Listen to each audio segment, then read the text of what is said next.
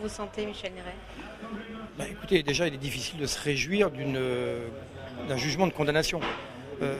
C'est un jugement qui n'est pas définitif, qui le sera dans 10 jours, si aucune des parties au procès ne fait appel. Donc pour moi, c'est un jugement en l'état. J'ai une condamnation à 30 mois, ferme. Donc c'est une condamnation relativement lourde, mais qui n'implique pas pour moi un retour à la case-prison. Donc j'ai vécu 8 mois d'emprisonnement en 2011-2012. Depuis cette époque, ma vie a été mise entre parenthèses avec tout un tas d'interdictions, de liberté de circuler qui ont totalement mis ma vie en sommeil. J'ai été révoqué.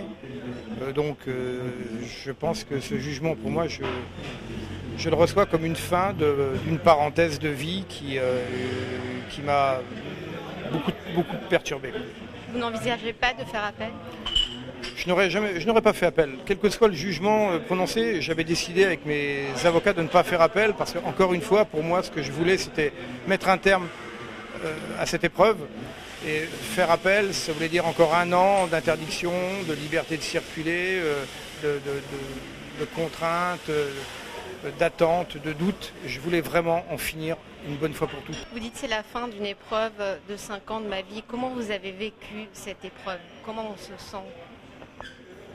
Difficilement, je l'ai très bien vécu parce que j'ai été soutenu par énormément de personnes, ma famille, proche évidemment, ma fille, ma femme, mes proches, mes amis, mes collègues, mes anciens fonctionnaires avec lesquels on a passé des dizaines d'années de police et qui m'ont vu travailler pendant toute cette période, qui ont connu ma philosophie de vie professionnelle. Tout un tas de manifestations de soutien, de particuliers, d'anonymes, de gens que je ne connaissais pas et qui sont venus me démontrer que j'avais un petit capital sympathie quand même et qu'ils tenaient compte beaucoup de ma vie professionnelle consacrée complètement à mon métier, quoi.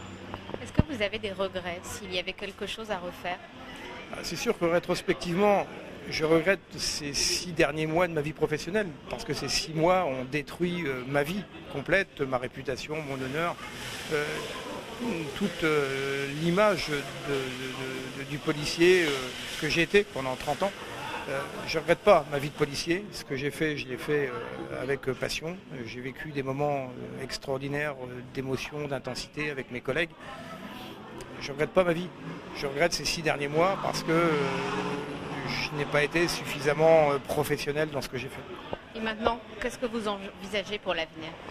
J'attends avant tout un jugement définitif. Ensuite, j'ai comme une peine de prison qui est aménageable. Donc il va falloir que je prenne contact avec l'autorité judiciaire pour savoir quel aménagement est envisageable. Un bracelet électronique, de toute façon, ça sera malgré tout encore une limitation de ma liberté de circuler pendant un certain nombre de temps, un certain nombre de mois. Donc je ne pourrai pas bouger, me déplacer, voyager encore pendant une période assez longue, quoi.